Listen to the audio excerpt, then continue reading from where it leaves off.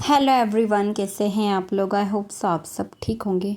हमारे पापा की बहुत दिनों से इच्छा थी कि हम बच्चों को लेकर नर्मदा जी के घाट जाएं। तो उसकी एकदम से जब प्लानिंग होती है ना, तब वो सक्सेस हो जाती है, और पहले से प्लानिंग करो तो वो नहीं होती। तो बस एक दिन पहले हमारा डिसाइड हुआ।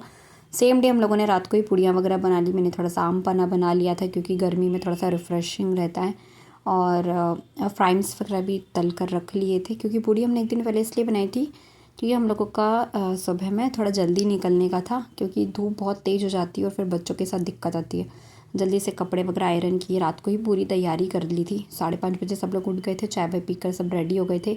जो चिप्स बनाए थे एक दिन पहले वो सूखने के लिए डाले, और सनराइज़ भी नहीं हुआ था उसके पहले एक बार की मैंने मशीन भी वॉश करने के लिए लगा दिए थे कपड़े वगैरह भी, क्योंकि फिर आते वक्त ना लेट हो जाएगा और कपड़े वगैरह हो जाएंगे, नदी से आएंगे। उसके बाद फिर हम लोग मम्मी ने सुबह से सेव की सब्ज़ी बना ली थी। बाकी की बेसिक सी सारी तैयारियां ना मैंने कर ली थी।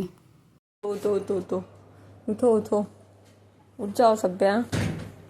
मम्मी खाना नहीं जा रहा है, उसको नींद आ रही है जोर से। कुंभ बनाने कौन जा रहा है? कुंभ बनाने जल्दी से बच्चों को उठाकर भी रेडी किया, थोड़ा बहुत चाय दूध वगैरह जो भी पीना था पिलाया। कानों को थोड़ा बहुत खिलाकर लेकर गए थे, क्योंकि नहाने के बाद ना भूख लगती। फिर पहुँचे यहाँ पर घर में, सब जगह लॉक किया। नीचे सब लोग इकट्ठा हो गए थे। दादी को भी एकदम रात को बोला, रात को एकदम सडन हमारा फाइनल प्लान हुआ, तब दादी को बोला तो फिर सब लोग रेडी हो गए थे आने के लिए। नहीं तो कभी ऐसा होता ना, किसी का मन नहीं होता, कभी किसी का मन। इस बार सब लोग एक बार में रेडी हो गए, तो हम लोगों का प्लान बन गया। बस हम लोग जल्दी ही पहुंच गए थे। नहीं तो पहले जब रोड ख़राब था ना, तो करीब 1 घंटा लग जाता था पहुंचने में।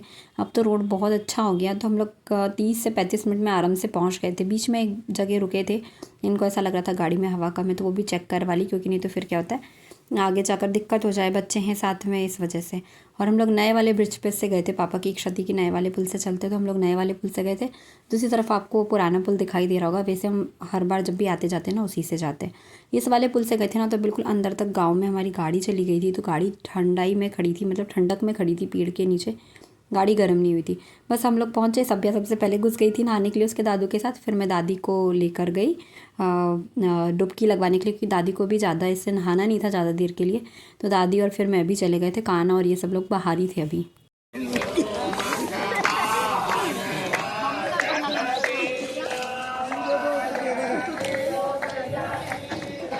दूसरी तरफ नर्मदा परिक्रमा के लोग आए हुए थे, तो बस वो लोग आरती वगैरह की उन लोगों ने, तो वो बस अच्छा लग रहा था जब बहुत सारे लोग होते हैं। फिर मम्मी भी आ गए थे थोड़ी देर बाद, क्योंकि दादी नहाकर बाहर गए। तो कानों को जैसे तैसे हम लोगों ने रेडी किया नहाने के लिए, क्योंकि उसको ऐसा लग रहा था मुझे नहीं नहाना है। उसने पहले पानी देखते से मना कर दिया, मुझे नहीं नहाना है। फिर उसको फटाफट से 3 से 4 डुबकी लगवाई, उसको कपड़े वगैरह चेंज कर कर उसको दादी के पास मैंने बिठा दिया था। वो आराम से यहाँ पर दादी के पास बैठा था। फिर मैं भी फिर से चली गई थी नहाने, क्योंकि मुझे भी बहुत शौक है। थोड़ी सी स्विमिंग भी की, अब प्रॉपर नहीं कर पाती हूँ जैसे मुझे पहले आती थी, क्योंकि इसके लिए प्रैक्टिस चाहिए होती है। बट हाँ, भूली भी नहीं हूँ। बस नहाकर सब लोगों ने चेंज वेंज किया। यहाँ पर चेंज करने की भी बहुत अच्छी सुविधा है, टीन बने हुए हैं। और अब गर्मी की वजह से यहाँ पर ना छाँव के लिए बना दिए थे, पत्तों का शेड बना दिया था, तो उसमें हम लोगों को गर्मी भी नहीं लगी। एक पंडित जी आए, बस उन लोगों ने हमको तिलक विलक लगाया। फिर हम लोगों का हुआ कि हम लोग बीच में चलते हैं नर्मदा जी के अंदर, जहाँ उनका नाभि कुंड है वहाँ पर।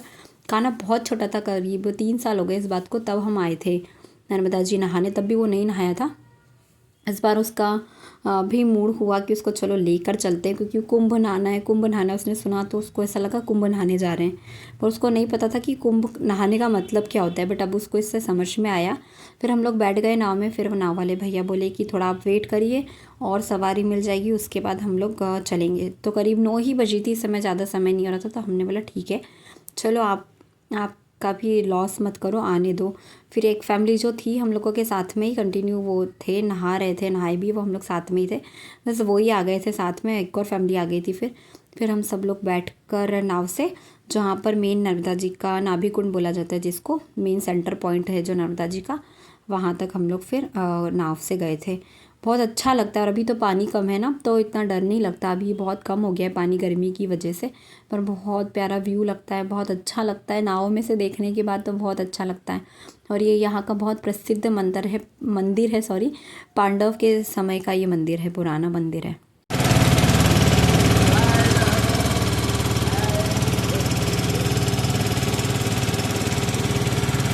इस बार तो ना घाट पर ही हमें इतनी सारी छोटी छोटी मछलियाँ दिखी, और इस बार बैरिकेड्स भी लगा दिए थे, कि आप इसके आगे नहीं जा सकते, ये बहुत अच्छा किया था।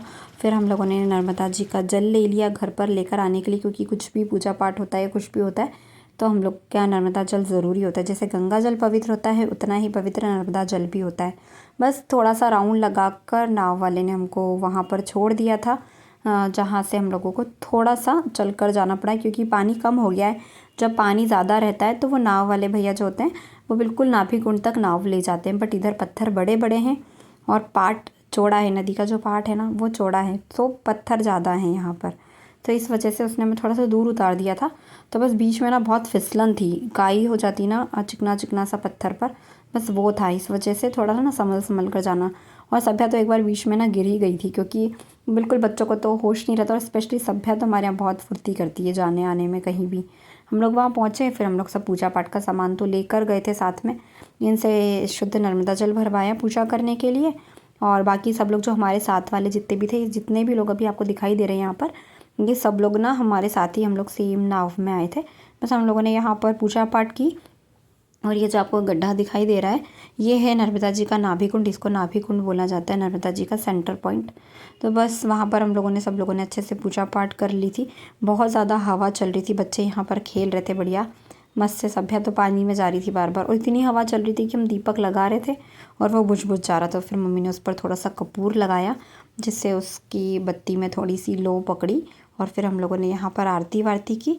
यहाँ से आरती कर कर फिर हम लोग फिर से निकल गए थे बाहर जाने के लिए, क्योंकि धूप तेज़ होती जा रही थी। फिर ये था कि बस जल्दी से आप लोग ऊपर, हमें 2 जगह दर्शन और करना था, तो बस वहाँ से हम लोग दर्शन करने के लिए निकल गए। आप देख सकते हैं ये जो पुल है ना, ये बहुत पुराना पुल है, इस पर से ही हम लोग आते जाते हैं। हमारा जो रूट है ना, बिल्कुल कहीं भी अगर इंदौर जाना है, देवास जाना है, उज्जैन जाना है, या मुझे अपने मायके जाना है, तो यही रास्ता है। ये देखिए मंदिर का व्यू, एक तरफ नर्मदा जी के, दूसरी एक तरफ ना नेमावर है और दूसरी तरफ हंडिया है। मतलब जो ये पार्ट है ना, उसके अलग अलग गांव है वहाँ पर।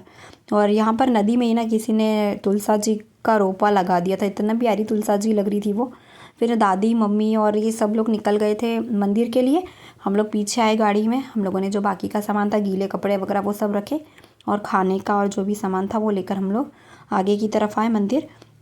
इसके पहले दूसरी तरफ एक और ऋण मुक्तेश्वर महादेव है, वहाँ पर बाकी सब लोग कोई नहीं गए थे, मम्मी मैं और सभी आ गए थे। फिर ये भी आ गए थे बाद में, क्योंकि ऊपर ढलान है, वहाँ पर चढ़ाई है मतलब थोड़ी सी, तो दादी से इतना चलते नहीं बनता, वो थक जाते। और कान्हा भी थोड़ा सा चिड़चिड़ा सा हो गया था, गर्मी बढ़ गई थी तो बस हम लोग सब लोग आ गए थे यहाँ पर। हम लोगों ने यहाँ पर पूजा की।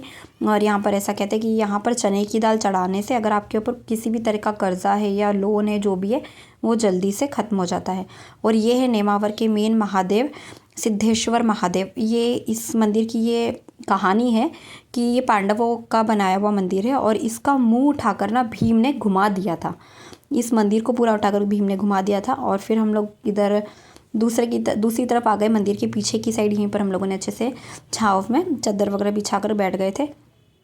कितनी तैयारी कर लो, कुछ भी कर लो, पर आप कुछ ना कुछ भूल जाते हो। बस यही हुआ, मैं चक्कू रखना भूल गई, मम्मी भी भूल गए, तो हम लोगों ने ग्लास से ही टमाटर और ककड़ी को कट किया, और प्याज को तो हाथ से ही फोड़ लिया था। बस जल्दी से खाना वाना लगाया, क्योंकि नहा लिया था तो भूख लग रही थी ज़्यादा समय, जबकि नहीं हो रहा था। 11 बजी होगी करीब लगभग इस समय। तो बस गर्मी बढ़ती जा रही थी, तो हम लोगों ने सोचा पहले खाना खा लेते हैं। बच्चे भी क्रैंकी से हो गए थे थोड़ा सा, तो बस जल्दी से सब लोगों ने खाना वाना खाया। फिर तुम पानी पानी पी रहे हो तुम दोनों, इसलिए तो प्यास नहीं लग रही तुमको। प्यास नहीं, भूख नहीं लग रही।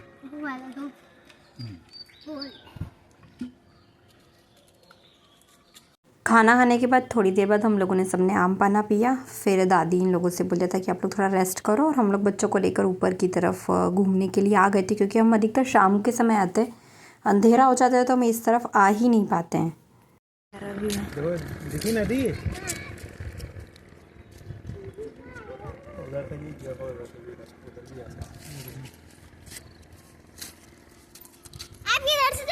दो तीन रील वगैरह बने, पर हालत ख़राब हो गई थी, बहुत गर्मी लग रही थी। और फिर बच्चे भी बहुत मस्ती कर रहे थे, कान्हा इधर उधर चढ़ रहा था, तो डर लगता है यहाँ पर। वो तो अपनी मस्ती में लगे हुए थे।